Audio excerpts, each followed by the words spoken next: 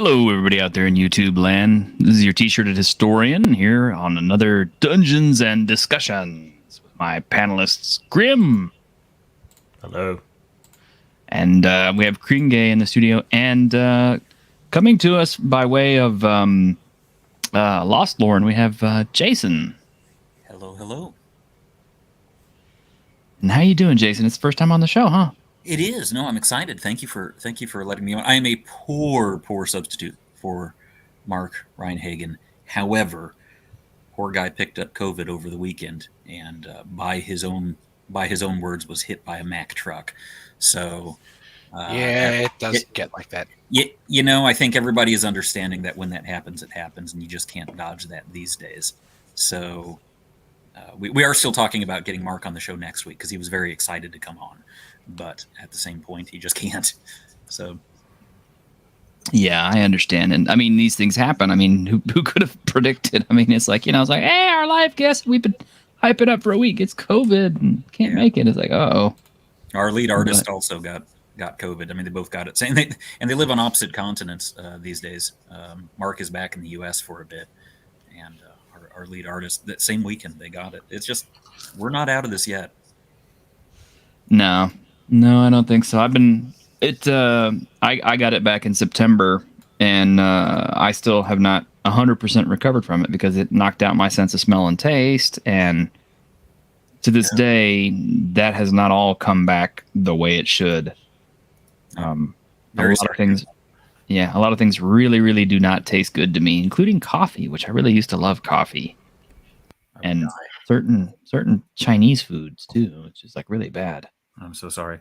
Yeah. Like there's nothing worse than, hating Chinese food because it tastes bad. When I got COVID in January, I will say that my brain's not working today.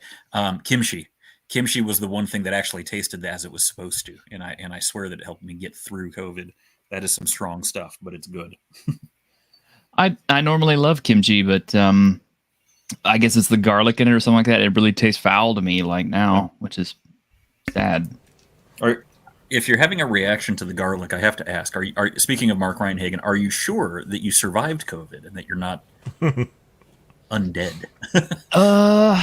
Considering I was out in the morning sunlight and, sweating like a hound, I think I'm okay. Yeah. Okay. Were you sparkling? No, definitely was not sparkling. No. Sweating. Well, maybe that was, Maybe you were. I mean, you have to sweat. Yeah. Yeah. They're only vampires if they come from Romania. Otherwise, they're sparkling undead. Right. Well, the LaCroix of undead. And as somebody who's learning Romanian, what Grim said is true. Nice. Palladori's Riven could go into sunlight. So could Dracula. Oh, yeah.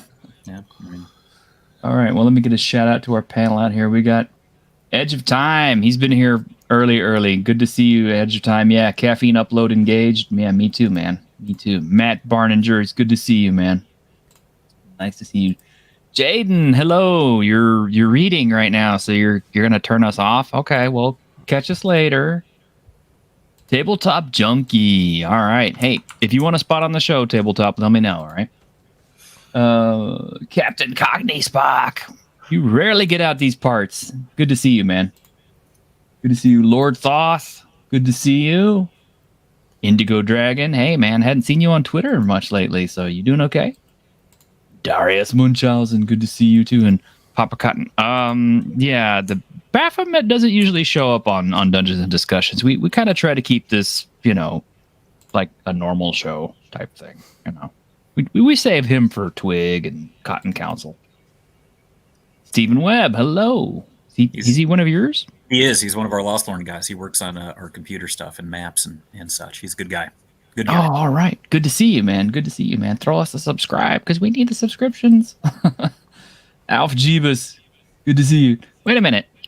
Aren't you Monkey Jeebus? Why are you Alf Jeebus now? And of course, our wonderful mod, Snortopoopas Cuber. He's such a good guy. All right, so I guess we need to jump into it. For those people out there who, and Lovely Sherry. Hey, Lovely Sherry just showed up. Nice to see you.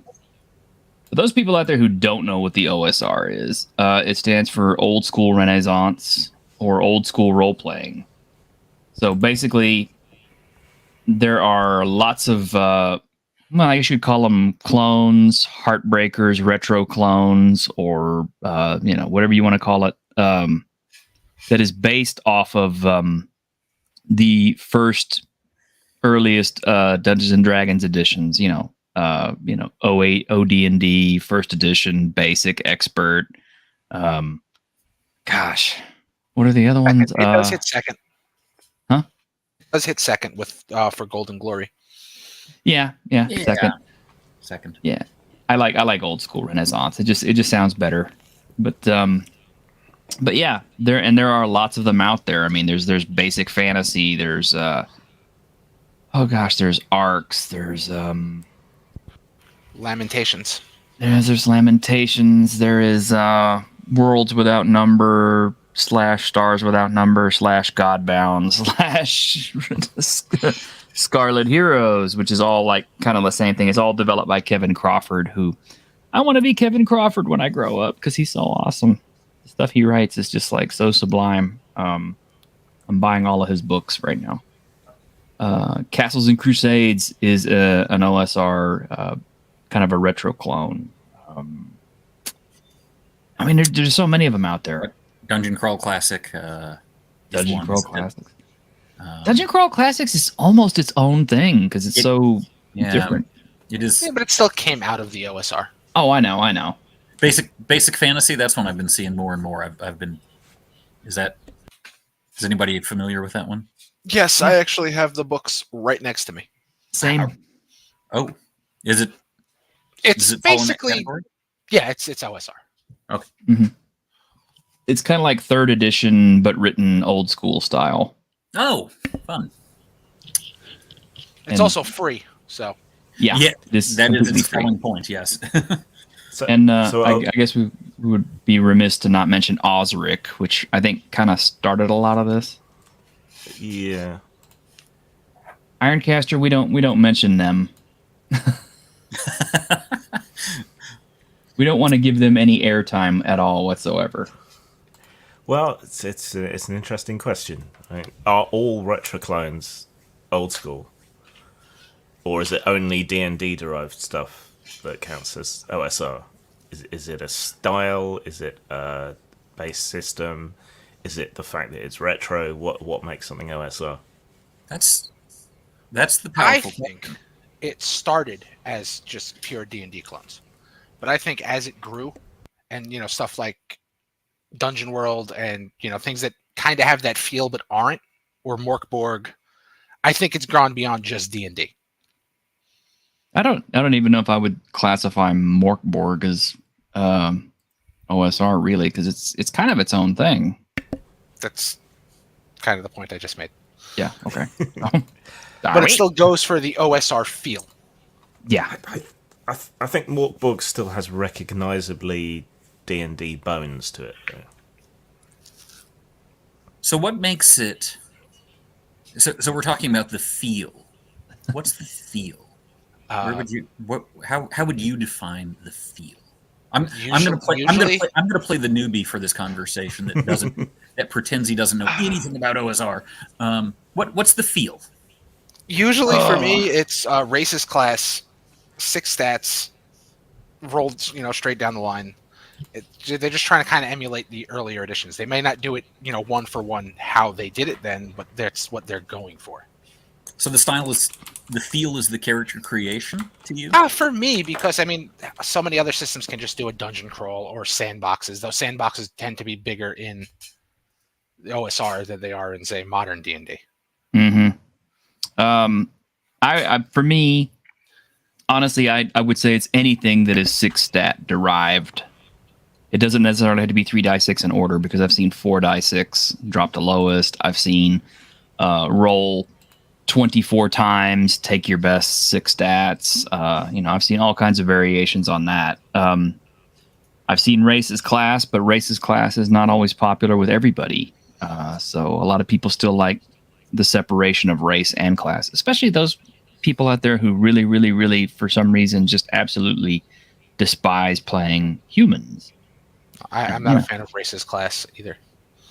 Well, I mean, I like races class, but it's not my table's preference, so I don't do it. Enunciate. It sounds like you're saying racist class. Racist class. Yeah. I mean, that's probably a paladin. It's early in the morning. I'm slurring. Actually, no, Rangers would probably be the racist class. Yeah, they literally are. Favored enemy, yeah. Yeah.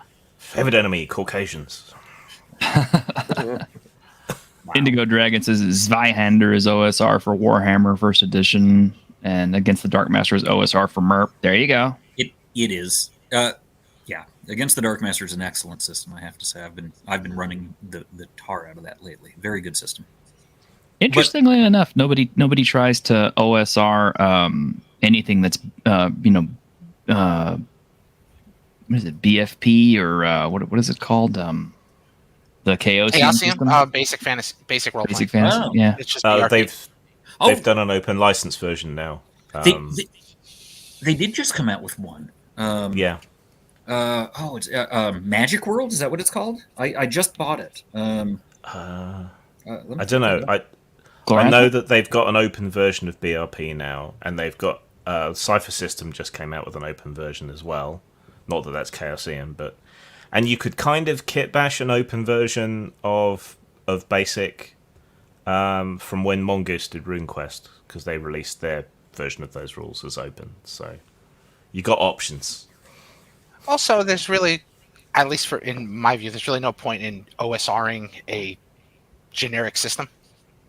Well, and that's what Magic World is. They took the Stormbringer role-playing game and took out Michael Moorcock, and it's just but it's a generic system now, and it's just kind of generically, this is what we did with the Young Kingdoms and with Corum and Hawkmoon, and we're kind of just here's a worldless fantasy game you can run. That would be, if you're an old Stormbringer fan, Magic World is the new one that's kind of the latest edition of Stormbringer.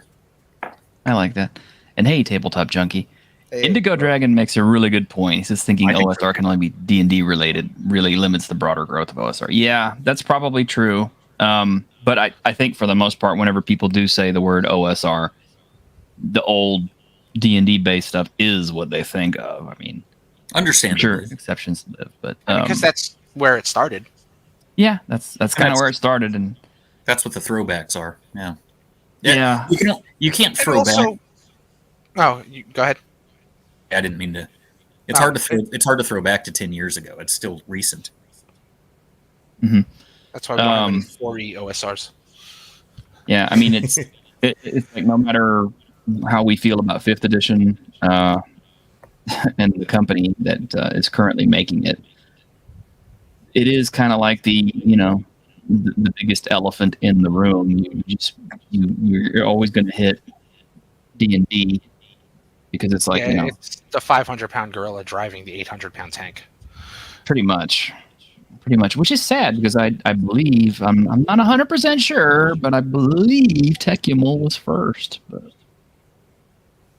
I'm not 100% sure on that.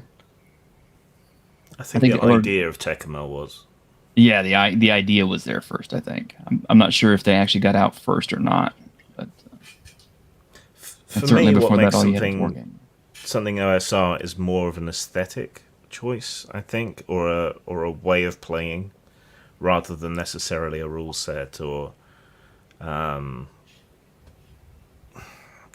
just recreating something old, even though it's called old school.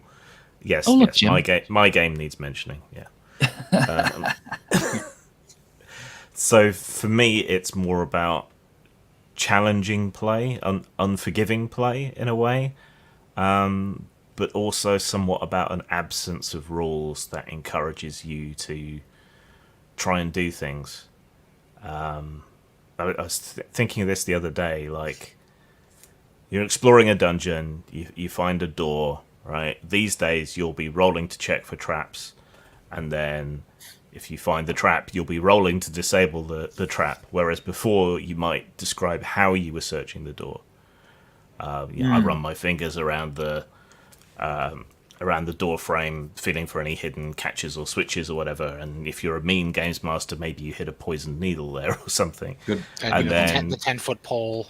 Yes. With a halfling tied to the end of it, and Yeah. What were they called? The These ear nobles. seekers. If you listen to the door. yeah. Yeah. And then maybe you might describe how you're jamming up the trap mechanism by like wedging an iron spike in it or something, rather than just doing the roll. So to me, that's what speaks of old school to me. Yeah, to me, it's less the character creation and more the genre. In playing through this against the Dark Master, we're just blown away by how many outdoor skills there are. Wandering is a different skill than hunting, is a different skill than survival. And you could tell that the writers were just really into these outdoor journeys, which is very Lord of the Rings. I mean, so much of Lord of the Rings is not the Mines of Moria. It's traveling from Rivendell. And so there's a genre in Against the Dark Master, which is very much the outdoor survival. And I'm with you on that, Grim. The genre to me matters, and when you're just you roll the dice, the trap is gone. There's no genre. That feels more like a board game than it does a role playing game. Well,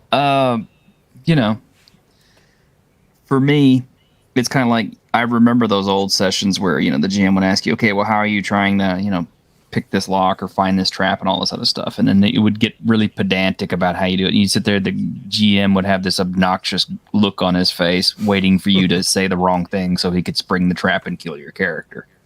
Well, OSR tends to lean more towards the fuck you dungeons. Yes. I mean, let's be honest. It can. I think there's a balance. Yeah.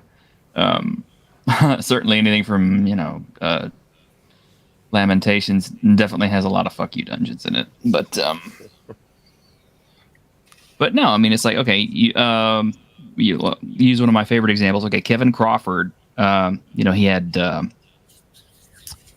I've just been running a campaign of Worlds Without Number.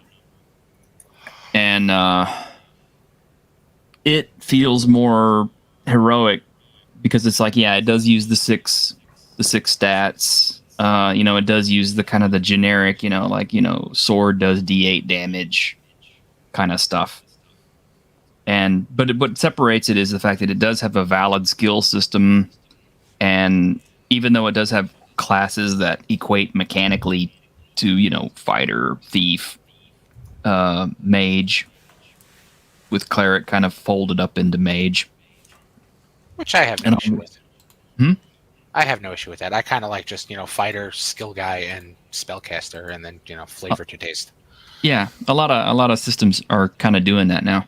But the thing is, it's like it still has a lot of skills where basically like, yeah, if you ran into a trap, you wouldn't have to sit there and get pedantic with how you're describing how you're disarming. You could just say, okay, well, I'm going to roll to disarm the trap, and there you go. And honestly, that's kind of, I think, where OSR has a little bit of an edge on old school D&D, because old school D&D, they didn't have a lot of the codified rules, including skill checks and stuff like that for stuff like that. The only person who really had a lot of skills was the thief. And one of the problems that I discovered is when I ran Axe recently, Adventurer, Conqueror, King, is that because it has a really strong old school vibe, we had a thief, we had a blade dancer, and we had a mage in our party. And it was like all thief for most of the dungeon. Thief is always ahead of everybody else. Thief is always checking for traps. Thief is always picking locks. Thief is always listening at the door. Thief. That's kind of why you bring a thief, though. I know, but the problem with that is it takes so much time to have to sit there and just work with one guy. Everybody else at the table is just kind of sitting there going,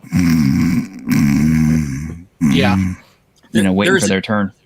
There's a danger in creating a dungeon crawl that only caters to one class. Mm-hmm. That may fall as much on the style of an adventure that's written than it does on the system, and it's both. But yeah, that's a problem, and I think first edition kind of discovered that. If you're going to lean into dungeon crawls and then make thieves the masters of dungeons, it is unbalanced. Yeah, and I mean, Gygax famously loved thieves the best because Gord the rogue and all that. I wouldn't say it was unbalanced because each of the other classes had something that they handled well. It's just it was thief centric. Yeah. In particular in the dungeons. Now, if you got away from the dungeons, that wasn't always the case, but people leaned into dungeons because they were fun and they were easy to run. Well, most modules that you bought back then were dungeon crawls. Dungeons, right. Easy to write, too. Yeah. And it's a controlled environment. Yeah, it's a controlled all it takes to environment. write a dungeon is just some graph paper. Correct. Yeah. In fact, to test the system, to test that system out fairly, I actually grabbed the old school adventure, The Lost City, which was written by Tom Moldvay, classic D&D dungeon, and I ran it as written, because we were running Axe as written, and since a lot of it there wasn't really necessarily a whole lot of traps and stuff. There were some, but it's just because my players are old school and they're used to that old style of dungeon crawling. It mostly became a lot of the thief is in the front, the thief is doing everything, and then of course when the fights started breaking down, the blade dancer could get in there and do their thing, and the mage actually we noticed the mage kind of took care of stuff a lot faster than everybody else because the sleep spell was really powerful back then. Yeah. Sleep spell will drop a party. Yes, it will. Yeah, it will. And I didn't. The funny thing is, even though I am an old school role player, I did not realize how powerful a sleep spell really could be in an old school dungeon in an old school environment, because I'm so used to 3-point whatever now in Pathfinder that I'm just used to everybody gets a save, and the sad fact is with 3.5 and Pathfinder First Edition, the power gaming is on such a ridiculous degree. It's kind of like you could have characters that start out with a +20 on a skill check. So it's just kind of like, why even have skill checks if you're allowing characters to be able to do this at first level? That was kind of intentional, I think, with the 3-point X stuff. It was definitely built in my mind. I don't know. Grimm might know more because he actually worked with it and published stuff for it. But it felt more. It rewarded system mastery more than anything before it. I worked with it too, Kringe. I'm not aware of that. Yeah, I'm saying like published stuff. I didn't know you did that. Yeah, I did that. It seemed like it was built to really, give people who really dug into the rules and send what they did.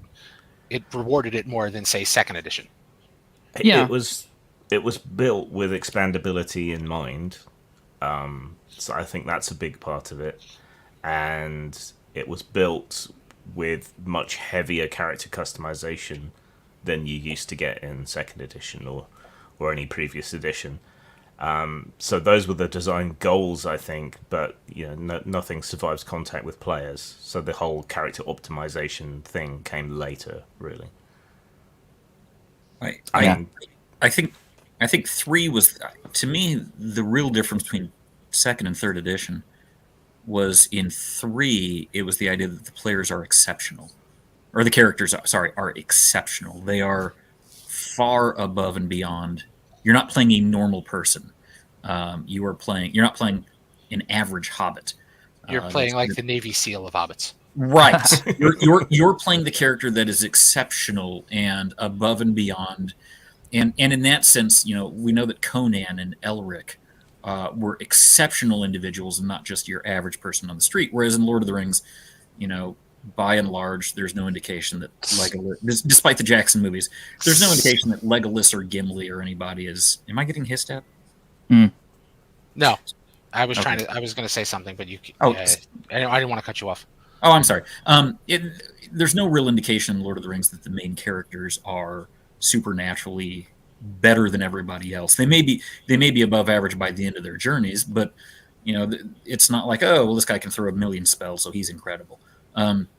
So anyway, that's 3 felt like it was leaning into, and since then, leaning into your characters are abnormally good. And in first and second, it felt a whole lot more, you're an average person trying to make your name for yourself in a difficult world. Yeah, I think that was kind of also intentional. The play style, I think, changed because I think originally, it did. older editions is you played D&D to try to emulate Lord of the Rings or Wheel of Time or whatever your favorite fantasy novel is. New editions, you played D&D to emulate D&D. It's kind of become its own thing. I agree with that. I agree with that.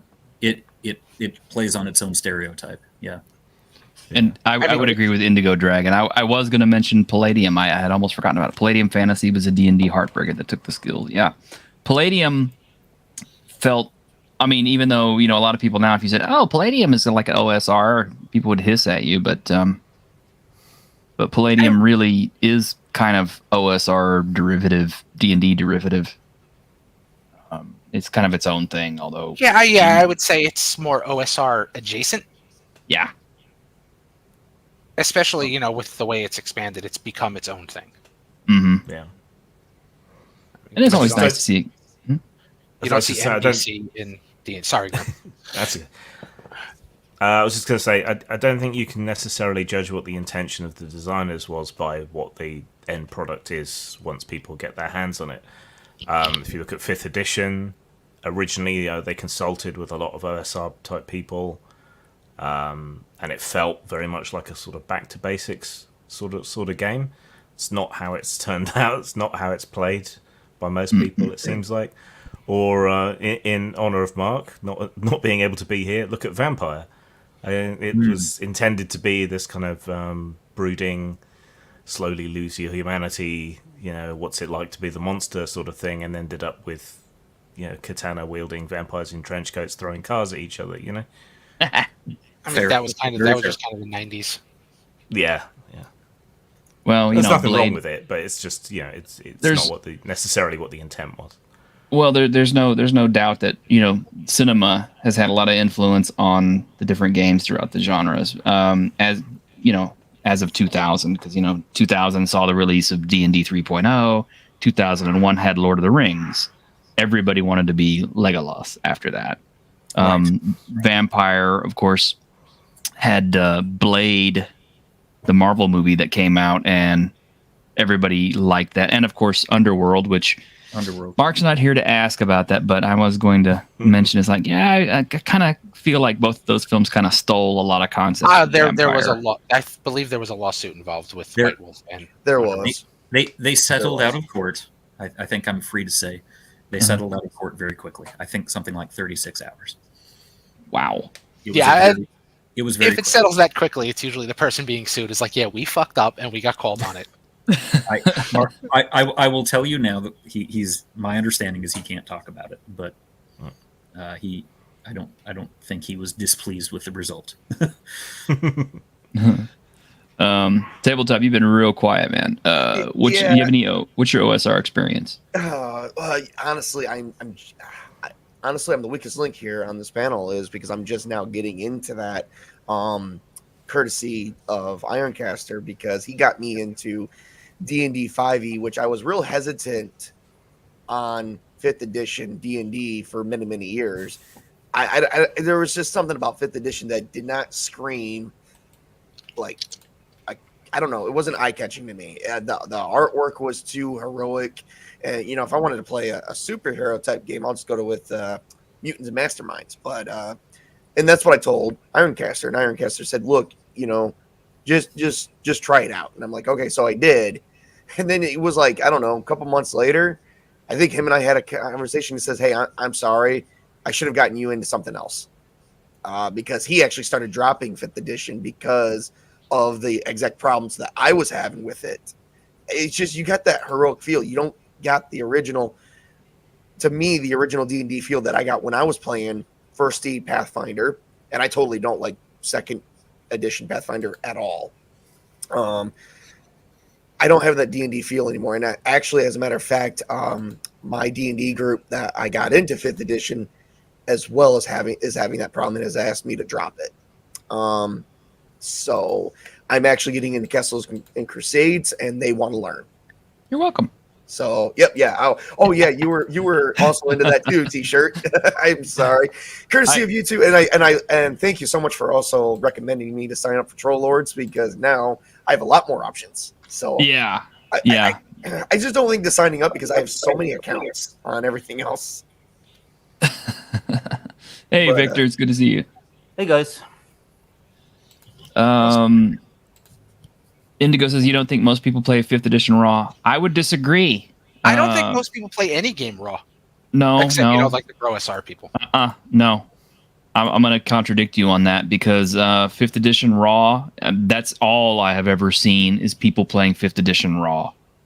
They may add some of their own spin in there as far as, putting in extra garbage for their characters and stuff like that. But And as all soon I as have you ever do that, seen... it's not raw. No, but the deal is, I'm not talking about like literally changing mechanics or anything. I'm talking about just like, giving characters the hand of Vecna and eye of Vecna and that kind of crap. But I'm sorry. I was surprised. I ran 5th edition at Gen Con last year, and was surprised that all of my players who played it regularly, whereas I don't hardly ever run it, all of my players that played it regularly were quoting things that they thought were in the rule books that weren't. And so my experience is that there are little tweaks, like negative hit points or things like that aren't in the books that people just kind of assume are there. It's little stuff, but I do think that people poured in from earlier editions little bits of this and that. They may be now, but it's like, when I talked to our RPG pundit, that's the first thing that he said about it, was he said the fact that when they worked on 5th edition, they were expecting people to take 5th edition and change it up, mangle it up, and do what they wanted to and have fun with it the way that, all the OSR editions and everything have been done. He said, but what they found out is that most people weren't doing that. They were running it rules as written. And from my own experiences, all I have ever played with other people has been rules as written. And that's not my choice. That's their choice. In fact, when I ran a 5th edition game, I added my favorite rule, which is, critical hits and critical fumbles. And I believe that has been, I think that's not even a house rule in the core book, because I actually had an argument with someone on that. And they said, critical hits and critical fumbles don't, they don't carry as much weight in 5e as they did in the previous versions. And that was a deal breaker for me almost. I was like, why did they take that out? And they said, because it wasn't, it was actually, they said some kind of very negative about it. I don't like to repeat it. They said it wasn't very, it didn't show equality or something like that among the players. And I'm like, it's the same for everyone. If you can roll a 20 or a 1, whatever. But that was their argument. And I'm like, okay, well, I'm not going to argue this, because I just think it's stupid. That's my opinion. I'm walking away. And, of course, that person couldn't let me walk away either. But we won't go too much more into that. But yeah, that was my biggest issue was, I always played with in 3.5 and in Pathfinder 1E, I always played, hey, if you got a 20, because it's hard to roll a 20, you only have a 5% chance. You also have the same probability if you roll a 1. So I still do the fumbles and the criticals. Yeah. And that's the thing. It's like, when I tried to add crits and fumbles, the players looked at me like, I had lobsters crawling out of my nose, that I had been taken over by an alien presence or something, because that was so weird for them. And I don't, like I said, that's what Pundit was telling me, is that, people just weren't willing to deviate from the rules all that much. So it's kind of like he was pretty bewildered by that. And the thing is too, it's like, as other people note, a lot of people aren't even reading those books all the way through, because of the way the apps and everything that are integrated into 5e work with D&D Beyond. You really don't have to, because it does almost all the math for you. You never have to look up a rule. It's all written there just as it is. And so it's easy to go by rules as written. And of course, since they're trying to emphasize so much of, like, well, don't argue at the table with the GM and all this kind of stuff. It's like, okay, well. Now, Can I ask, when we say crits, I mean the entire concept of the champion as a fighter subclass is that there are some, they crit on 19s instead of 20s. Are we talking about different definitions of crit? Is that what we're talking about? Well, okay. For my system, whenever I used critical hits and critical fumbles, I have tables that have because I come from the Arduin school where we had a huge list of critical fumbles, and Gotcha. and the fumbles were hilarious and the crits were hilarious because it'd be like body split in twain, death is instantaneous. Wonderful Rollmaster arms law stuff. I love it. Oh yeah, I was about to say, you came from Rollmaster, so you know what a super duper insanely detailed crit system and fumbles. Trip over an invisible dead turtle. And they put the picture of the dead turtle on top of the fumble table in Against the Dark Master. There is a picture of a dead turtle on the fumble table. It is such a spiritual successor to Rollmaster in Middle Earth. No, thank you, T-shirt. That's what I wondered. I mean, obviously, 5th edition does kind of double dice damage, but you're talking about the real critical, the fun stuff. Okay. Yeah, and see that's... Oh, sorry. Go ahead. Though almost everyone takes 1s and 20s to be crits and fumbles on skill checks, which isn't in the rules as well. That is also true. Right. In some ways, the OSR replicates the old gaming experience, like pre-internet, where every table you went to play D&D at had its own house rules and did things in different ways. Yes. It's just everyone's publishing their house rules. So you get that experience by buying their book that they've put out, and you get to see how they play at their table. Like I said, I was saying earlier, I can't remember whether we were live or not, but I started with MERP, Middle Earth Role Playing. I didn't start with D&D. I didn't play D&D even once until I was about 5 years into my gaming career, and I didn't like it very much. So the only thing that really turned me onto the OSR was Lamentations, Lamentations of the Flame Princess, and seeing how Jim Raji puts across his style of play. Because the rules aren't that different. There's only a couple of things, but it's the way in which he evokes a setting without spelling it out. Yeah, so that the aesthetic, like I was saying earlier, that's what interested me. Oh, Indigo, kind of. Many of those people think they're playing it raw, but they aren't. I've seen one campaign of 5e played literally raw with XP and running an old school style of play, and there was a nice body count. Well, I mean, like I said, your experience is a little different from mine, but from what I've seen from 5th edition, I haven't seen anybody really deviate from the rules at all, personally. And I've been in 3 different 5th edition games and run one myself, and I was the only one who really ran anything different. To the point where I did, but I was called a moron. So, wow, because I was playing with people who were. I was new to 5th edition. I mean, I'm an experienced GM. I've been GMing for years. I've been in tabletop for 16 years. I only got to play maybe my first couple of years, and then everybody wanted me to GM because they liked my style. And then when I first got into 5e, I played with some people who've been in 5e for a couple of years already, and I was new at it. And I incorporated some of the original 3.5 stuff because, the fumbles and the criticals, because those were my favorite things. And there were some other things I added because I didn't see a reason why they were taken out. And I got called a moron and said that those don't exist anymore. And I'm like, okay, well, this is not very fun.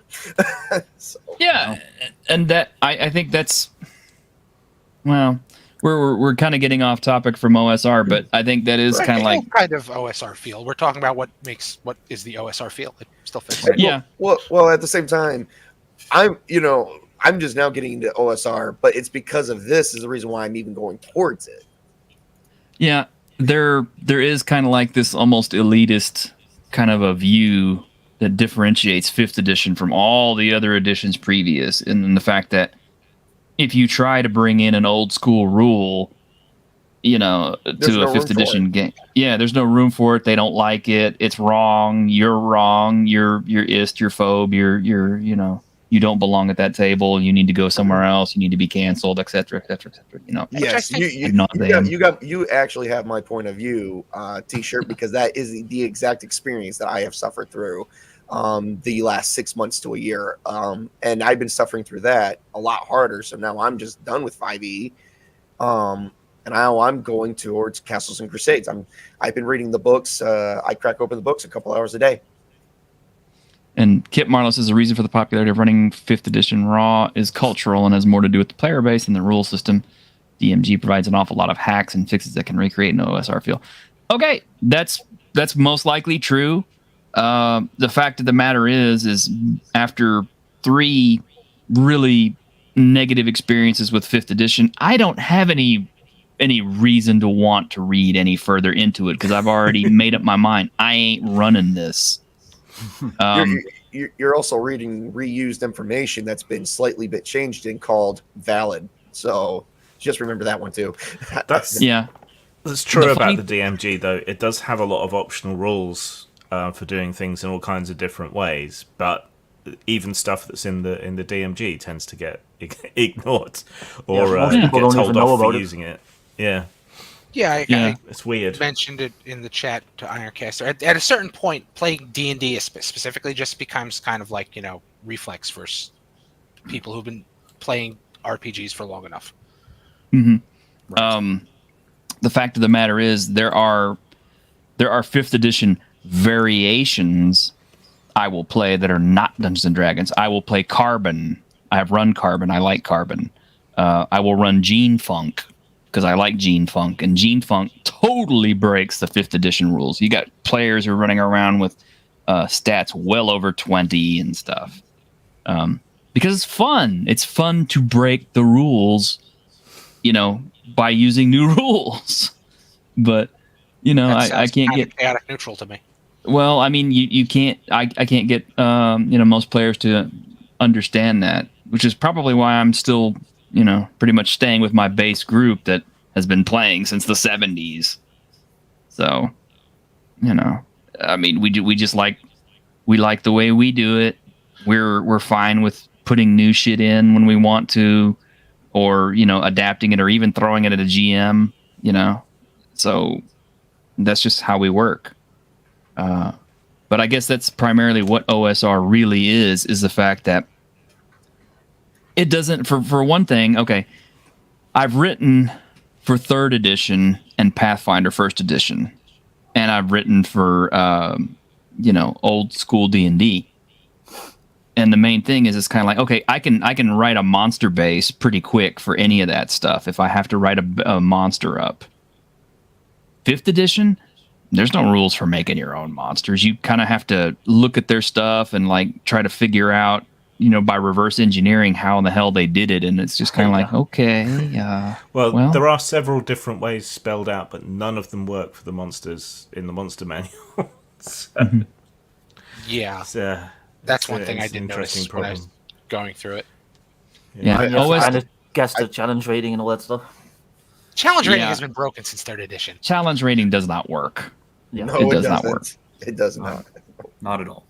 There's no mathematical mechanic for challenge rating. It's it's how, I guess, however you feel, however tough or weak your monster is, just place it at that. And I'm going to tell you this right now, probably 99%, if not 100% of the time, you are in the wrong, because it's just, there's nothing there. I mean, it's no different than slapping a label on something, calling it, oh, see, this is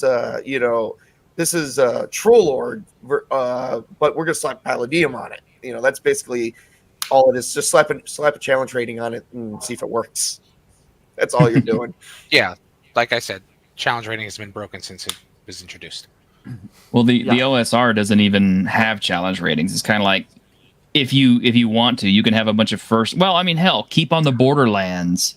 It is entirely possible for your party of first level noobs to walk right out the gate, walk into the wrong cave, and get turned into paste by the ogres in that cave. Yeah, that's just the CR for older editions is you kind of go by hit dice. Yeah. Yeah. And you can't even do that in 5e, I've noticed. No, you can't. You couldn't do it in 3. My my Yes, you my are.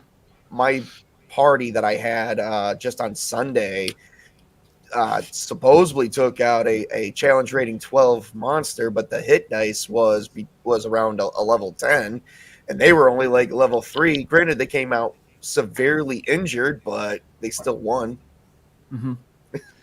Yeah, and It doesn't work. it's true that the challenge rating is not understood very well by a lot of players too. It's kind of like like we constantly try to tell people like, okay, the challenge rating is not this monster is suitable for a party of this level. It's like this monster is suitable to use up this percentage of a party's resources, which is not the same thing. That's like what I tell people, and I Yeah. I just go back to the moron term, and I get looked at with blank stares, and like I'm an idiot, and either I'm not explaining it well or they're just not understanding it. But somehow I always end up being the bad guy. I can't bash that over the head enough, because it's like that look from a comedic episode of like Big Bang Theory, where someone is where Sheldon is trying to explain something to everyone else, and everyone's just looking at him like he's an idiot. It's like, this is ridiculous. Yeah. Captain Cockney Spock's talking about Thieves World. Yeah, that's an old property.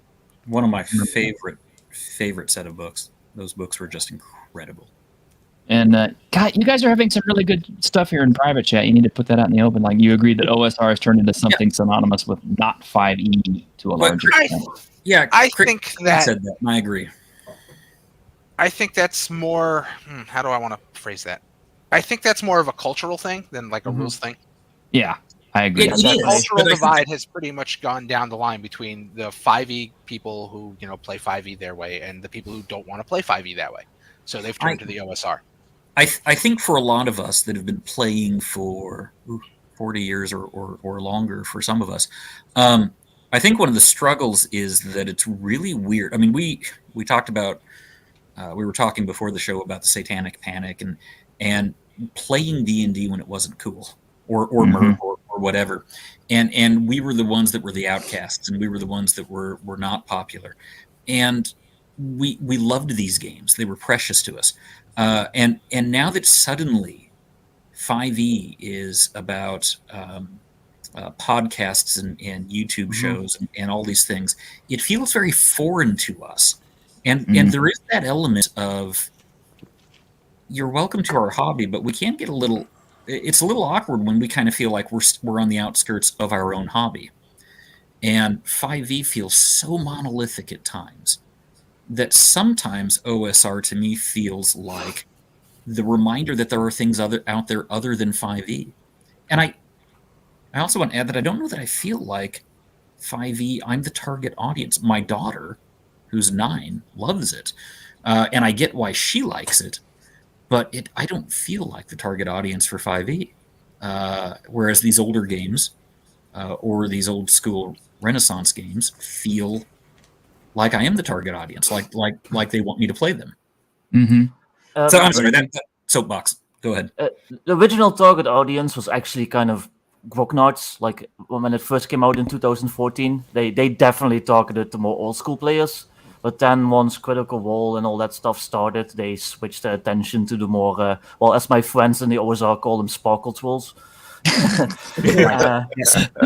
So that's where the current cultural divide comes from. It's kind of a part of like the bigger culture war in general, in my opinion. Kind of like the more traditional versus the That's tiresome though, and it's not really true. It's not true that every 5e player is a rainbow-haired twink. Oh no, of course.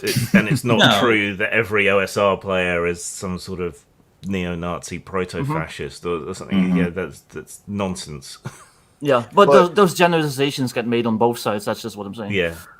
Yeah. But thanks to our great society, and I hate to put this out there, but I'm going to.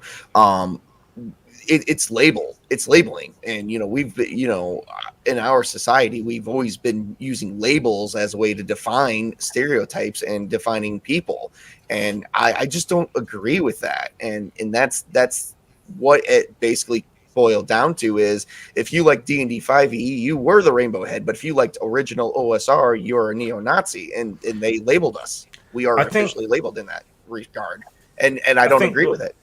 I think what Jason said is accurate. You know, these games were a shelter. They were a safe space, to co-opt the terminology, for the weirdos, freaks, and nerds, the outcasts. And now that it's popular, it's like the popular kids have come in, and they're still bullying us, but they're bullying us within our own hobby that used to be our place to get away from all that shit. And we're the jocks of today. You know, we're the jocks now. You know, the nerds are the jocks, and the jocks are the nerds. You know, there's definitely been a swap. I don't They call us dude bros, and it's like, what? No, I think we're still the nerds, and the jocks have taken over the game. That's what I feel like. I feel like the to take the analogy maybe too far. I feel like the entire football team joined the chess team, and then told the chess team how they were going to play their game at times. Yeah. Now, again, not everybody, and there are some wonderful experiences, and I agree that not everybody that plays 5e is exclusive and hates those who've been playing for decades. And likewise, you know, while I prefer OSR, I'll play 5e. If my friends enjoy it, I'm not against it. But I do see that there is this kind of cultural divide that what Crane was saying is there are people that are 5e and everything else it doesn't really matter. And there are those of us who say, 5e is a game, and it may be the one that's selling the most, but that doesn't make it the best. There are other experiences out there that are wonderful for different people. Yeah. And I think go ahead. So a lot of the time it kind of feels like, so what are you getting so defensive about? It's still chess. All right, we play it on a field, and there's a lot more tackling than there used to be, but it's still chess. I like that one. I can get on board with that. Well, one of the things, I mean, at a certain point, you're just arguing about an elf game. Yeah. Yes.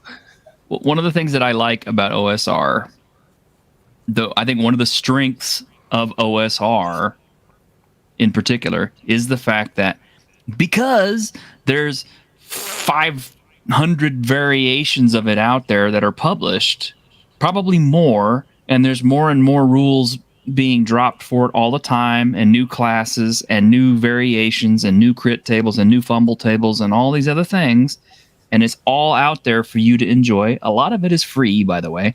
Mm-hmm. You are free to mix and match whatever the hell you like into the system, or to use or not use any of it as you see fit. And in fact, that's I think that is the strength of it. Okay. For an example, I'm going to go back to Kevin and Crawford again. This guy, I love this guy. I can't help it. But if I want to take, Worlds Without Number, I can take all the characters that play in Worlds Without Number. I can go grab an adventure that was published back in 1979. I can pull that out. I can throw all these guys into it, and it works seamlessly. Mm-hmm. Without any problems. I just, use the rules overlay, and it dovetails into it perfectly. But it's like the other night, I'm running Worlds Without Number. My friends are they're asking me, well, what about, we want to buy this horses and carriage and all this other crap. Well, Worlds Without Number didn't have all that stuff in there. So the other book I had sitting at the table was I have all my Castles and Crusades stuff. So I grab my Castles and Crusades books, and I say, okay, well, look, here's all the charts for horses and tack and different types of wagons and all this other stuff, and the gold piece value. We're using a silver piece system in this, so we just have to translate. But beyond that, it worked. It's fully compatible. We can cross swap it any way we want to. I have 3 different systems sitting on my table that we use, and I cross pollinate between the 3 of them. Mm-hmm. Some nights I will grab Labyrinth Lord, and I will pull monsters out of it and use it, or I'll use tables from it if I don't have something, or I'll grab Castles and Crusades, or I'll grab Amazing Adventures, and I'll stick all of it together, and it just dovetails together, and it works. I don't need to have one centralized book for everything. I can take what I want, I can use what I want, I can throw away what I want. So So is that part of our kind of work in progress definition of the OSR then? That kind of punk rock DIY, build your own sort of aesthetic where Exactly. anything goes, where you're kind of you're rat rodding your own system out of parts of other ones. Well, it's I more mean, decentralized than 5e. yeah, it's more decentralized. It's kind of like growing up. Well, to this day, still, I'm a PC user, right? People were always trying to sell me on Macs. Oh, the Mac can do this. Oh, the Mac can do this. It's got the Mac this, Mac that. Apple's so wonderful. Apple's so wonderful. I'm like, fuck you. You know why? Because you know what? I can go grab any parts off the fucking shelf, cram it into my PC, and it will work. Yep. You know, I can Frankenstein my shit. And it'll only catch fire half the time. Yeah. But I mean, it's like I can Frankenstein my PC any way I want to, anytime I want to. I'm not forced to buy expensive products from one company in order to make it work with their specific hardware. So, you know. Isn't this weird, though? Because it's kind of an exception to the way nerds normally are. Normally, nerds worship canon, right? If you gender swap or you change a plot line from a Marvel comic into the cinematic universe, people get up in arms, right? If you ill-advisedly create a new Lord of the Rings series for Amazon, you know, nerds get their backs up because it's not conforming to the canon. Whereas when we're talking about gaming, it seems to be the opposite. It's the new guys that love the official material and only the official material. They want the proper rules, the proper books. That's what matters the most. And the old school nerds are like, nah, fuck it, throw whatever in, I don't care. I think that kind of goes back to early days of D&D when there wasn't boxes of lore and giant box sets like they did for Forgotten Realms. For like the first and early editions, you did it on your own. Like you just had the rules and maybe Castle Greyhawk. Yeah. So the canon is the chaos. The canon is the chaos. That's it. Yes. Well, It there's goes also a back difference to the between punk- rules the and punk rock DIY lore. aesthetic. Yeah. Sorry, Victor. What did you say? There's also a big difference between rules and lore, in my opinion, because the new players they do like to change the lore, like orcs are evil and stuff like that. Yeah. And then that's the old players that resist that. So. Yeah, I think that's more of a cultural shift than anything else, though. As I've stated many times before, I never even experienced the whole orcs are code for black people thing until I got to Twitter and was mobbed with it. So that is something that is just totally a product of social orcs media. aren't black, they're cockneys. but Football hooligans. But that's the difference between old school players like us and some of the new players is they make that the new players nowadays make that distinction, because it's, as you stated, it is part of the cultural shift, whereas we know the difference between fantasy and reality, but the new ones want to conform the current day's reality with the fantasy. It just no. D&D is fake, everyone. Oh, it's a reality that you make up. Okay. All right. A lot of people say that. All right. This is a thing. Okay. We used to watch a show called Star Trek. And back in the day, Star Trek used to be able to take modern problems from the time period and kind of translate them into a format where it wasn't necessarily hitting you over the head, but but sometimes they did, like the one episode with the black and white. Kringate, stop. Shut up.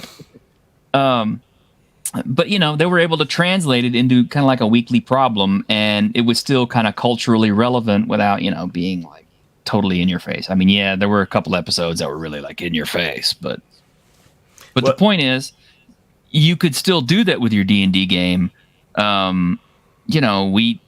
We do have kind of a racial element in some of our games, and this comes kind of like, ironically enough, from Japanese sources. A lot of the Japanese games these days seem to have a lot of cultural shift where humans are the dominant race, and all non-humans are called demi-humans and are usually considered lesser citizens or second-class citizens. And I first started seeing that in Dragon Age, and that has kind of seeped into our own games, where now it's kind of like elves are treated as kind of like, like, okay, they're mostly okay. They look a lot like humans, they're okay. But like, anything that's like furry is like, ooh, no, those are demi-humans, they're subhuman, all this other stuff. And that's kind of like a furries cultural are racial subhuman. That's true. Yeah. Where's the lie? But yeah, I can actually get on board with what you're saying there, T-shirt, because I mean, when I was originally getting into D&D, and somebody was I cannot remember, I was reading about the orcs. I always thought that the only reasons why humans was a dominant species in any D&D world was just because we were so barbaric and just not like wanting to like mix with anything else. So yeah, I can actually get on board with what you're saying there, because I did see that in early forms. Okay, but see here, this is the thing. I'm not trying to make any statements on real world problems. This is just world building, because right. The nature of a world that you build in any system, and I'm getting way off topic, but is you have to create conflict or sources of conflict. And that is a conflict, but it is something that a player can address. It's something a PC can address. I mean, you can do it within your own party, even like that. Just because the rest of the world, may frown on half orcs, that doesn't mean that you have to be unwelcoming to the half orc in your party. You, on a personal level, as your character or whatever like that, well, there I'm doing self-insertion, but you shouldn't do that. But your character doesn't necessarily have to conform to the way the world works. Your character can say, okay, well, you know what, just because the rest of the world says half orcs or disgusting half breeds or whatever like that, I'm going to embrace this guy and say, yeah, he's my brother, because we've bled together. Yeah, absolutely. Like we mentioned with the Satanic Panic before, I think that's another cultural shift between the older generation of gamers and the newer ones. We drew a very definitive line between reality and fantasy. Mm-hmm. The one does not affect the other and doesn't really have any meaning on the other. Playing D&D didn't make us suicidal or lead us to worshipping Satan or whatever else, right? And so we draw that hard line. I think video gamers have a similar divide as well. Games don't make you into murderers. It's fiction. It doesn't affect reality. Maybe it has something to say about reality, but if it's done properly, it's done in an allegorical and non-specific way. So if demi-humans are treated badly in your fantasy world, you can take that as an allegorical comment on how stupid racism is. But in a fantasy world, an elf that lives 1,000 years and has a different physiology to humans is necessarily biologically and psychologically different to humans in a way that real life races can't really even be said to exist. So there's no meaningful difference there. So the allegory will only take you so far.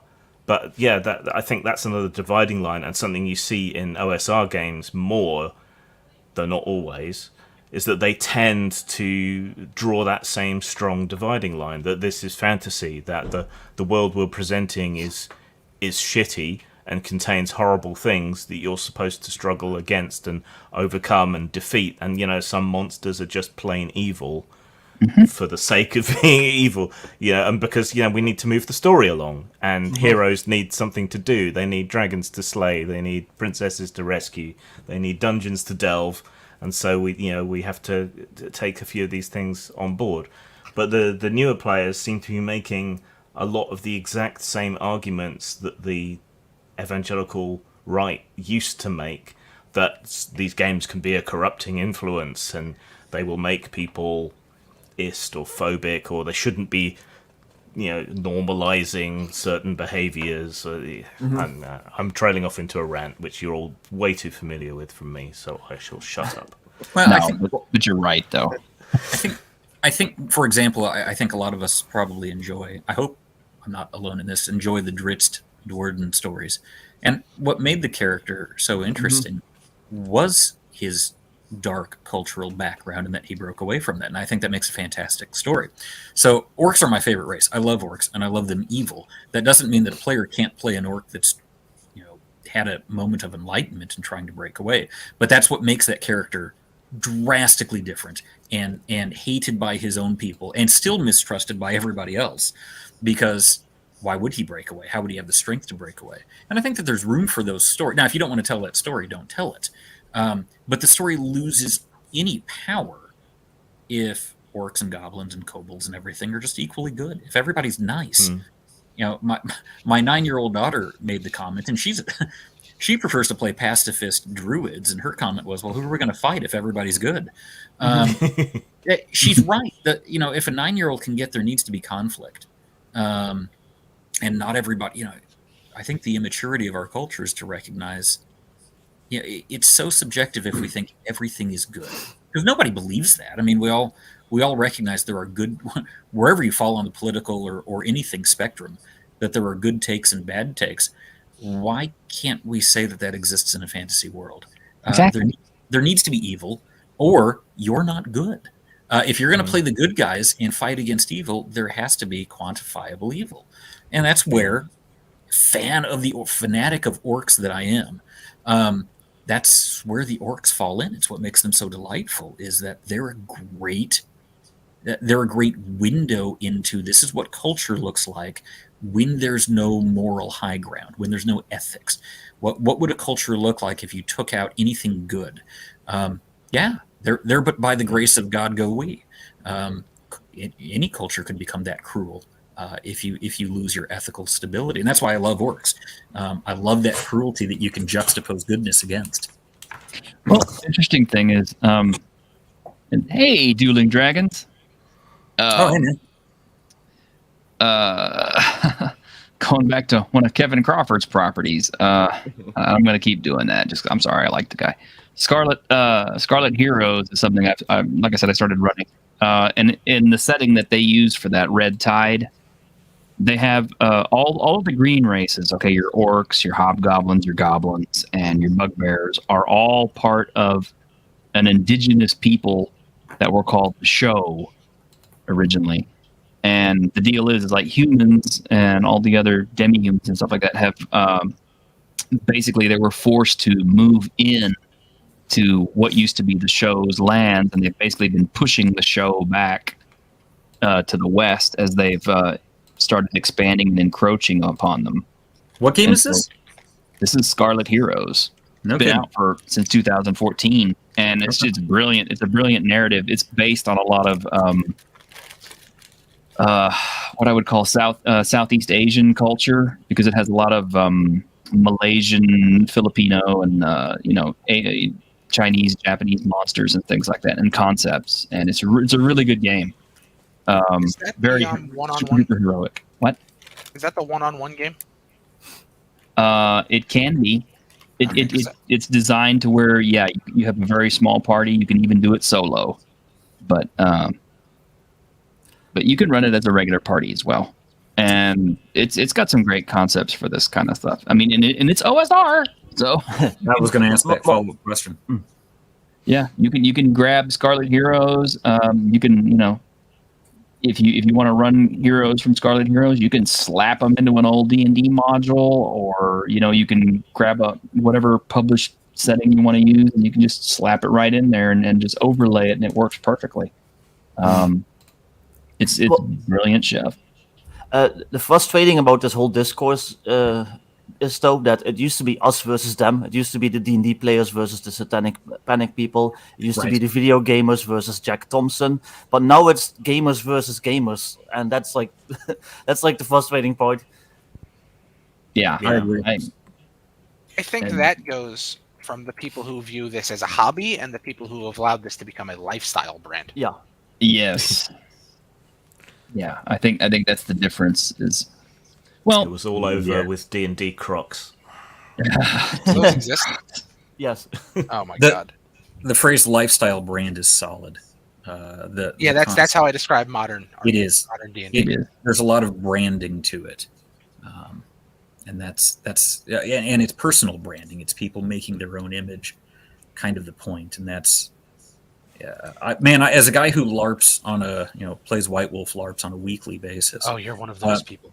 I'm afraid I work with Mark Rein-Hagen.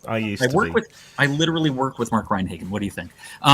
But there's a point then you walk away from the LARP. I do it on Mondays and then I don't LARP for the rest of the week. But there are people that seem to be. I mean, the LARP is a 7-day-a-week thing, and that feels very different. It feels a little cringe, to be quite honest.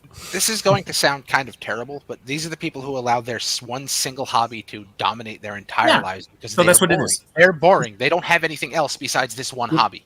It's not. It doesn't sound terrible. What we're talking about is balance and lifestyle. We're talking about a healthy mentality of keeping your hobby a hobby, and that's the problem. Yes. And Greg makes a good point. Says, yeah, there's a D&D lifestyle branding, but OSR people have been just as hostile and abrasive as the other side. Yeah, that's true. Yes. It's, when we feel like we're threatened and being encroached upon, we push back and we knee jerk and some people are dense about it. Yeah, sometimes it has been the OSR being offensive about it. Like I'm not going to name names, but there's some of the bro SR people. I don't want to name anybody specifically, but they will, just go after somebody when they find out, they prefer 5e. Yeah.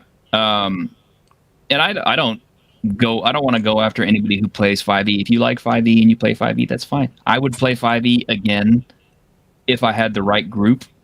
Sure. But the system itself ain't broken. We've always had edition wars, though. My hat of DO2, no limit, but it's different. It's weaponized now. Mm-hmm. Yeah. Greg and me kind of try to be 5e ambassadors to our OSR friends. We kind of try to show them that you can play 5e and even create for 5e without being a so-called sparkles wall. So nice. I think we've been doing pretty well.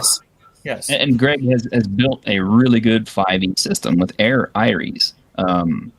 It's beautiful. It's well illustrated. It's well laid out. It's very approachable. I'm excited for mine to come in the mail. Yes. Yeah. Also, one thing that helps with that is he also released OSR compatible versions with it. Yeah. It kind of helps bridging that gap. Yeah, and I honestly think that a lot of people should do that. I think that is probably one of the things that 5e hasn't really done for OSRs. It's you can take first edition and you can take second edition and you can take all basic expert and all this other stuff, and you can kind of work it all together to where it works pretty well together. Third edition is the first system where you can't really do that 100%, but you could sort of do it. Fourth edition we don't talk about. Hey, I like fourth edition. No. I'm hoping I can bring some people together across lines with Whitechester, since that's going to be statted for several different things. Mm-hmm. Yeah, and there should be more stuff like that, I think. Yeah, that's one of the products I'm definitely looking forward to. Me too. We've got under 20 entries left to do, and T-shirt owes me one, so I do. I gotta get on that. Use several, but so we're nearly there, nearly to editing. No mowing the lawn T-shirt. Work on Whitechester. Well, unless you're mowing down zombies on your lawn, in which case it's research. Thank you. You think it'd be more invested in jumping into something that involves zombies, because I used to write for Year of the Zombie, but you're zombied out. Yeah, maybe so. I love zombie stuff though, but my players hate it because I've done it so much. Oh god, more zombies. But I really do love post-apocalypse settings the best. But just kind of pulling it back to OSR, it's. I think a lot of the familiarity with older players is kind of where it's where one of its strengths really is too. If let's say you're like me, like you're almost 50. If you have kids, well, like Shadow and Son out there in the audience, okay? Shadow is an older guy like me, and he's been playing forever. He is bringing his kid into into role playing, the hobby that we all love as well. That the OSR is a way of bringing your kids in to play. And he's like, hey son, this is how we used to do it way back in the day, and all this kind of stuff. Whereas, I don't know, maybe 5th edition is kind of like something you more or less discover with your friends, and the younger crowd and that kind of stuff. I brought my son using 5th edition, and he's asked me to show him what I grew up with, or what was available to me when I was getting into tabletop games. And he has played he's played many tabletop games because of me. I wouldn't be the junkie if I didn't have a large selection of games to go with, and I probably wouldn't really stick to my namesake, and I'm very adamant about my namesake being Tabletop Junkie, if I didn't play 5e at least a few times. Yeah, absolutely.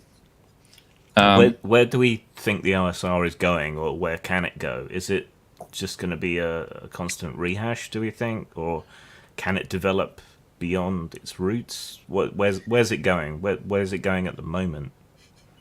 I have heard that if you add up all the OSRs together, and I have no idea if this is true because I don't know that I trust just one source, but I've heard that all the OSRs added up together are outselling 5e. I've heard the same thing. I don't have an article or any proof of that on the. I haven't really been looking, but I do have. I saw a graph, and on the graph, 6 of the top 10 selling games were OSR, so maybe 7. In fact, I showed it to Mark, and Mark said, "Oh no," he said, "Vampire's way too far down on this list." But I think my own opinion is either 5.5 or 6 or whatever is coming out will be a defining moment as people react to. I know a lot of people that started on 5, and when Tasha came out, or some other books, they said, "Now we're done. It's just getting too." Yeah, it just doesn't feel like Tasha's was a breaking point for at least one of my best friends, and I'm interested to see and I'm not a big fan of the new multiverse of monsters or whatever it's called, where hobgoblins are now a fey race. I think that what Wizards does will affect the future of OSR. I think there's always going to be an element where OSR is reactionary. As we some of us get increasingly frustrated with the direction of 5e, I think we'll see OSR grow and pick up followers out Wizards' back door. Yeah, I think 5e sales have slowed down a lot since, like you said, the new stuff came out that kind of has like a whole different vibe, like Strixhaven and all that stuff. Because even my 5e friends who watch like Critical Role and like all that stuff, they're kind of like mad about the new products. They still just play like 2014 5e basically. Right. Yeah, I can see that's valid. I could see the OSR splintering and forming kind of their own games, moving farther away from D&D as a chassis. Iron Castle says, "Can WotC withdraw the OGL?" I don't believe it can. No. I think the strength of I think because 5e is Wizards, to make the comparison with like comic books, because Warner Brothers, Time Warner owns DC Comics, pretty much everything that they will ever produce has to go through Warner Brothers, which is why they're not flooding the market with movies, whereas Marvel can kind of do whatever the heck they want to. Likewise, all 5e stuff is ultimately tied in to Wizards and can only deviate so far, whereas the whole concept of OSR is you can have 50, you can have 100, and everybody can kind of do their own thing, and that's, I think, where its strength lies, is that it is independent by nature, and were it to try to unite, it would lose what makes it OSR. To me, that's my opinion. Yeah, it's encapsulated. You can't overstate just how much influence D&D has on the entire market, though. I mean, at the fag end of 2nd edition, when TSR was going under and nothing was working for them, that created a gap in the market, and briefly a couple of the storyteller games outsold AD&D, which was one of the first times it had ever been knocked off the top. When 4th edition went over like a lead-lined Hindenburg, that's when Pathfinder stepped in and outsold D&D by quite a bit for a while. Yeah. I remember being shocked. I visited a friend in the States, and went into a couple of the gaming shops over there, and it was wall to wall Pathfinder, and you couldn't find D&D for love nor money in either of these fairly big stores. 5th edition came in strong and kind of sucked the life out of Pathfinder, along with a perhaps miscalculated 2nd edition. But if they do come out with a 5.5 or a 6, this is going to be the first edition change for a lot of these new players. Right. And if they screw it up, that's going to create that same sort of vacuum in the gaming space for something to pick it up. And yeah, the OSR might be the thing. I predict we'll see that in about 2 years, because that'll be the anniversary. So that's when I think they'd put it out. Ironcasters asks if there's any final recommendations for OSR products. Why don't I go down the list? Hear everybody say it. I want to hear everybody say it. We could give one each to make it more controllable, or 2 each. I can't just do one because I've got like about 1 billion of them. So why don't I let you guys start first, and then whatever you guys don't pick, I will fill in the blank. Vic, why don't we start with you? One that I really like is Operation White Box, which is White Box, but it's World War II. Ooh, cool. It's very simple, but it's fun. And then there's Simple Modernity. That's not OSR. That's It is. 5e. No, Simple Modernity is OSR. Oh, is it OSR?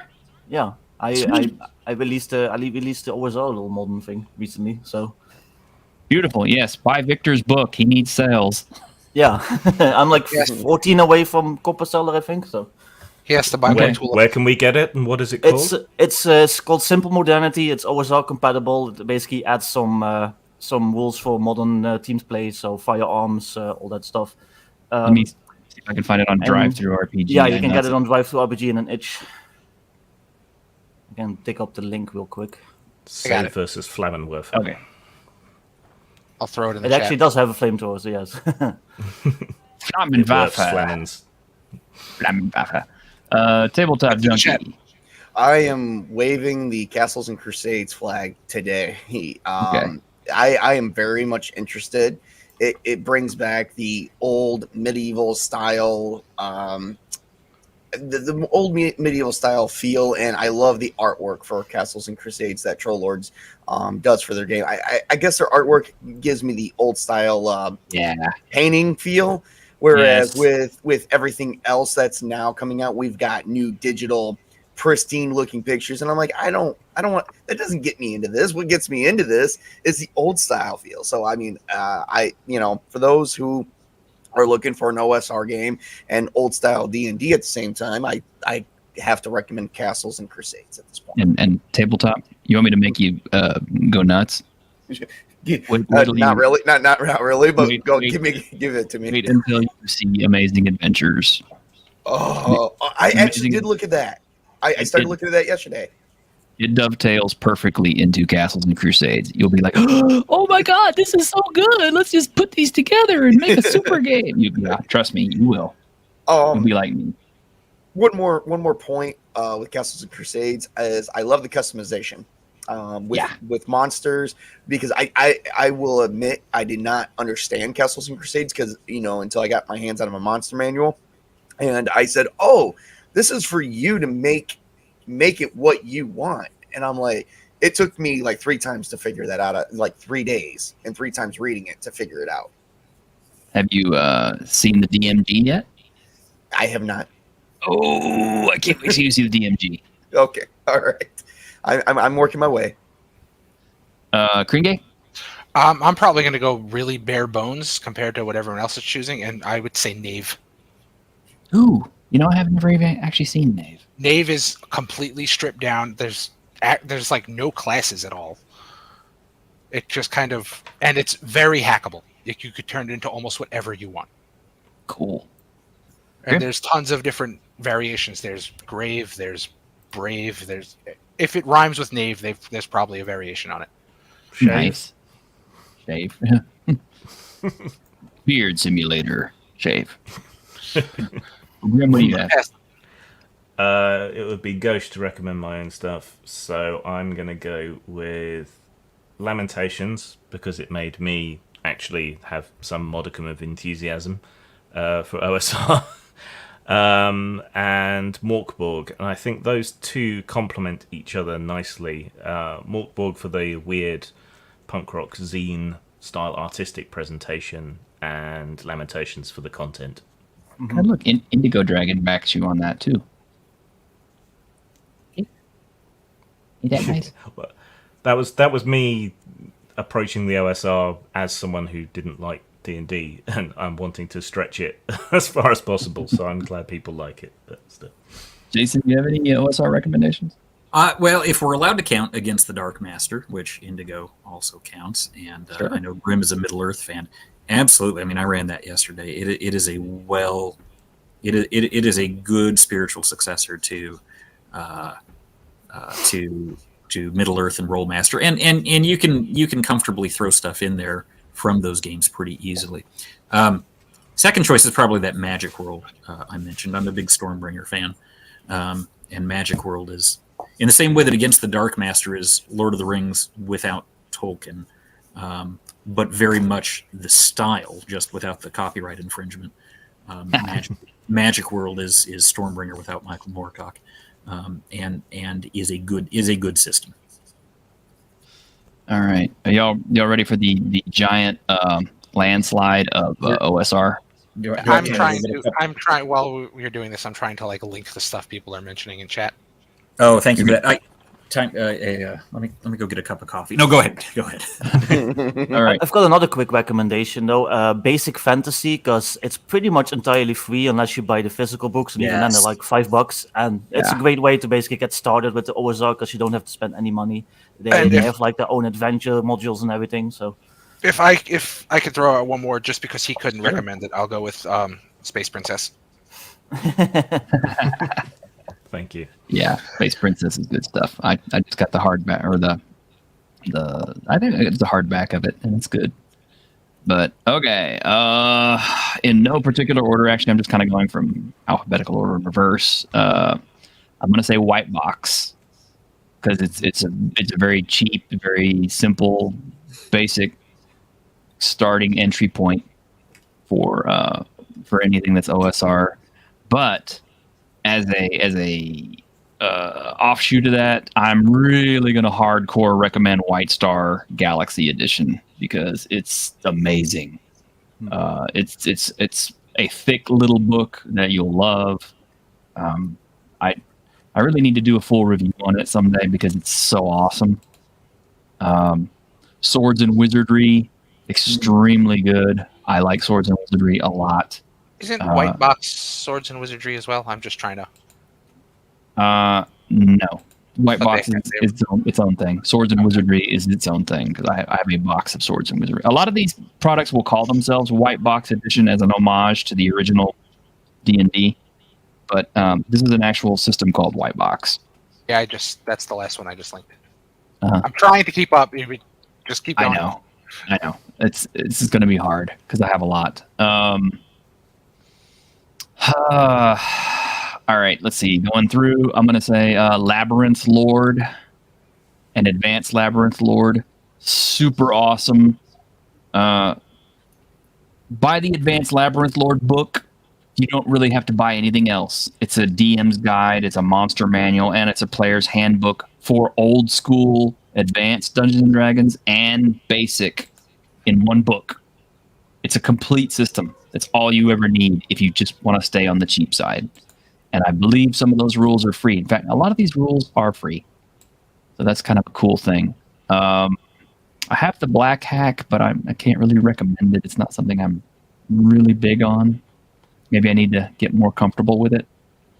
I'm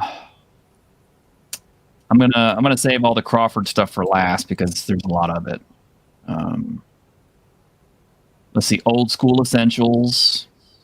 Although there is a little bit of a question as to them being possibly infiltrated by, but just as books and settings in itself, it's really good stuff. It has a nice old school feel, and there's a lot of them. It's very difficult to get all those books together at any one time, though, we'll say. You get the PDFs, no problem, but getting physical copies, yeah, good luck. Wait for a Kickstarter, I guess.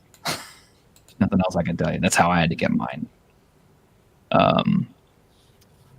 Did somebody already say Lamentations of the Flame Princess? Oh yeah, I did. Okay. So Lamentations of the Flame Princess, yeah, got a shout out for good old James. He's got a good system there. And that's kind of what pulled me back into OSR, I think. That's one of the two things that got me back into OSR too. That, and Yeah. I've seen a video that Grim put on YouTube years ago. Ironically, it was looking for articles and information on Lamentations that got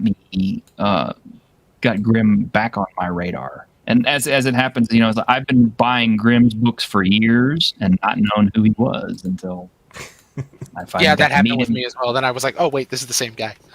Yeah.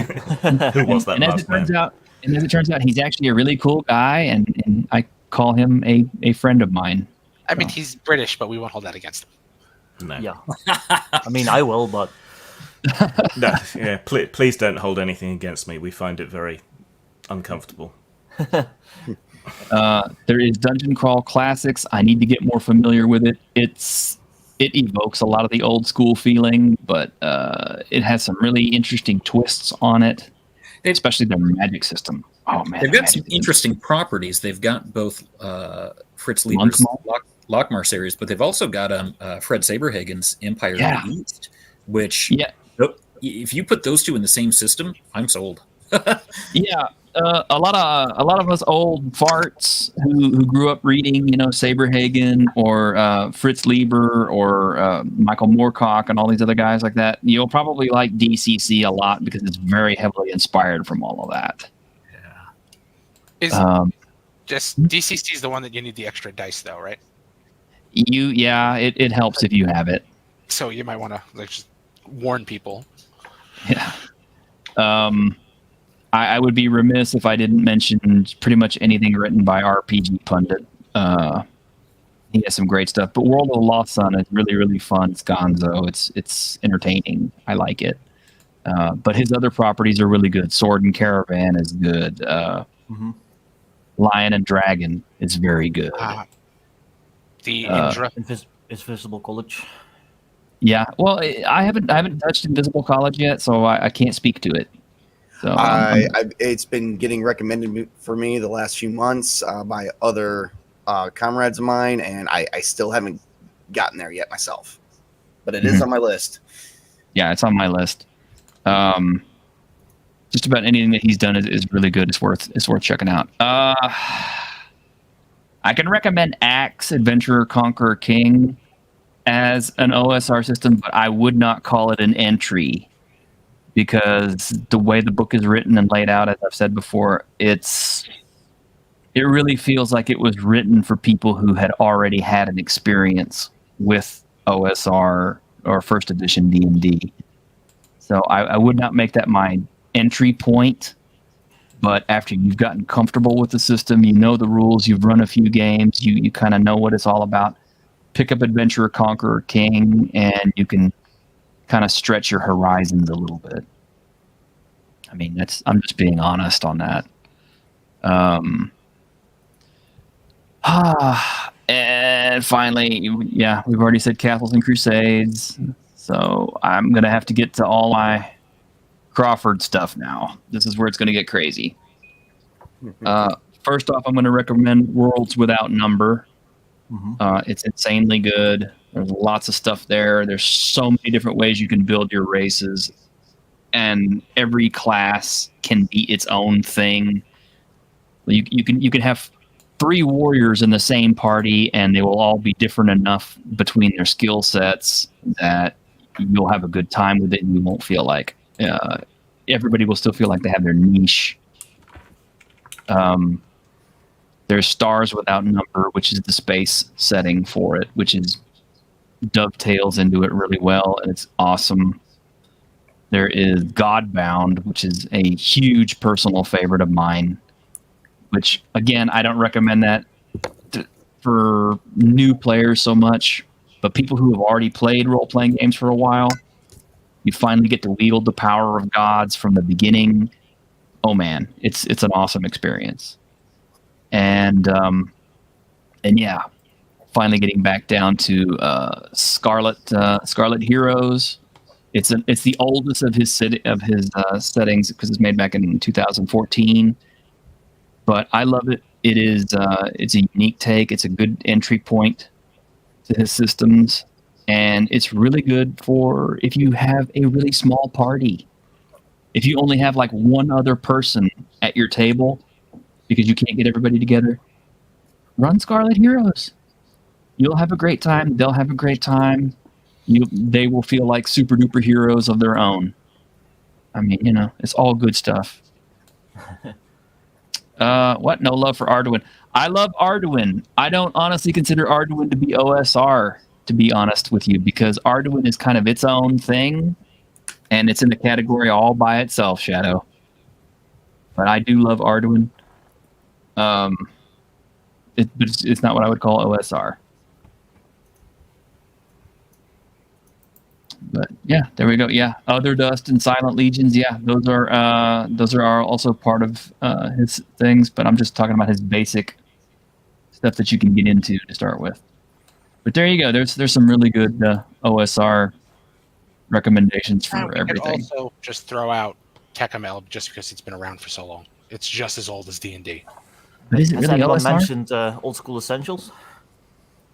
I did mention OSE. Yeah. I want to mention Hyperborea. Everybody has been telling me that Hyperborea is awesome. I have not gotten to play it, so when I get a chance to test it, I'll probably be able to recommend it. Hyperborea is perfect if you like that sword and sorcery, like the Conan stuff, Why does that sound the familiar? primal stuff. It used to be called Astonishing Swordsman. Okay, I have Swordsman that. Yes, it Sorcerers is of very Hyperborea. good. Yeah. That is a Okay. very good game. Yeah, Scarlet Heroes is also kind of in that same Conan, larger than life sword and sorcery vein. Yeah. But Yeah, I think the Conan, like as you said, Conan Sword and Sorcery is a bit more popular with the OSR stuff, so you'll see that pop up a bit more. Yeah, definitely. well, Well, it's geared towards a genre that isn't D&D. I mean, Yeah. Conan and Elric are single characters. I mean, yeah, Elric's got Moongloom, but single characters that are not engaged on these epic quests to defeat the Dark Master, but they're just trying to get through from week to week. And so it's a completely sword and sorcery is such a different genre, and D&D has really leaned through the years into the High Lord of the fantasy. Rings. Yeah, high fantasy. Well, even if there's not a ton of fireball throwing wizards in Lord of the Rings, but it's geared towards party adventure. Yeah. And Yeah, and like you were saying, Conan is a guy getting through life. It's slice of life with a sword.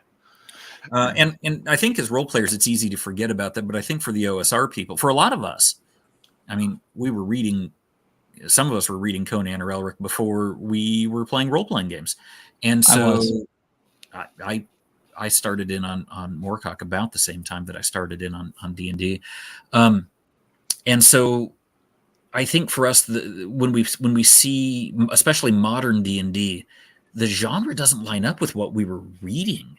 Weiss and Hickman's Dragonlance books were kind of innovative. They were based on D&D and not based on typical fantasy in many ways. They're good, don't get me wrong, but they weren't what a lot of us grew up reading.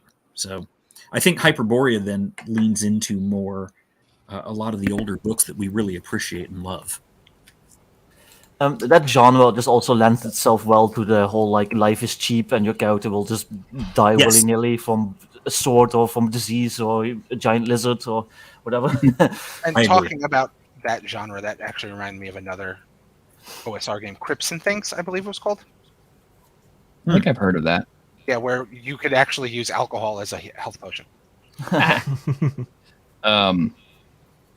Papa Cotton, yeah, can we all be honest with ourselves and admit that dice are not inanimate objects and they have the ability for sentient malice already? Yeah, but you know what? I fixed that. See, what happens is when I have a D20 and it rolls too many ones, I get my sledgehammer out. I put all my other D20s in front of it, and I smash that one with a hammer as an object lesson to the other D20s that they better get on the ball and start rolling right. That's how you fix that. I had a friend who had a timeout box, and the other dice would line the timeout box, and they would stare in horror at the one that was not being rolled. Like a penalty box in hockey? Yeah, it was. Okay, I'm going to address this question real quick. Ironcaster, you said Crawford needs to do a cyberpunk game, Skyscrapers Without Number. Okay. Okay, as you already know, Ironcaster, in Stars Without Number, he has a transhumanist game built into it. In fact, he has a whole set of rules for running transhumanist campaigns where your character basically just plays like a little mind in a chip box kind of thing, and you can put on new sheaths, kind of a la what's that thing that just came out not too long? The Walter Kovac thing. Altered Carbon. Yeah, Altered Carbon. Yeah, it's basically the same. Yeah, it's the same rules. It also lets you play, fully synthetic people and other stuff. And it's all in Stars Without Number, which is that's the beauty of Kevin Crawford stuff. Is if you have Stars Without Number, Worlds Without Number, you can take those two systems together and you can emulate anything that you like.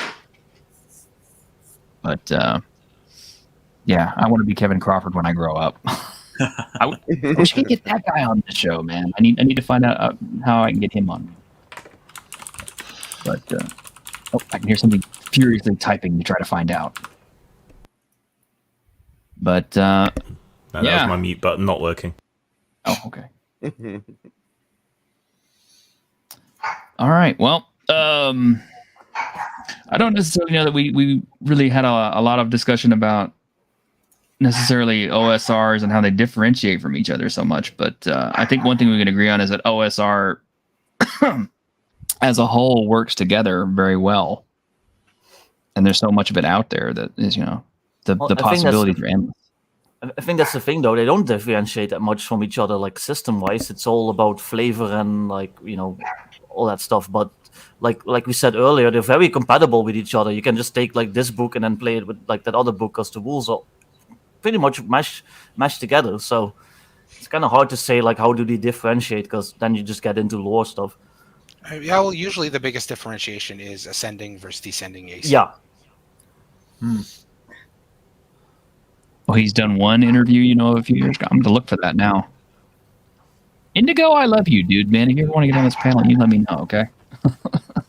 He's so knowledgeable, man. I see him in everybody's Dungeons and Dragons feeds and tabletop RPG feeds. I mean, he's on Legion of Myth. He's been on Aaron the Pedantic. He's been all over the place. Indigo is awesome. He is a community resource unto himself. But all right. Well, like I said, today was kind of like impromptu because we had Mark Rein-Hagen scheduled for today, but circumstances went the way they did, and we weren't able to get him today because he's got COVID. Come on, man. Yeah, it happens. But hopefully he will be with us next week. That's the plan. We're gonna be able and hopefully, if we're lucky, I believe Lost Lorne is launching that same week. That same day, in a perfect world. In a perfect world. In a perfect world, we'll launch during your podcast, and that will be insane. So all you guys tune in to us next week for sure, because we have Mark Rein-Hagen and his new game coming out at the same time while you watch, so you can actually ask questions to him in real time. Absolutely. About it. That's we're looking forward to that. That's the plan. So, all right. Keep him in your thoughts since he's recovering. All right. Well, until next week, y'all take care. And it's Greg's birthday next Tuesday. Okay, so we'll have to make sure. Better. Yeah. Take care, everybody, and we will see you next week on Dungeons and Discussions. Bye, everybody. Look, a Dungeons and Dragons ride!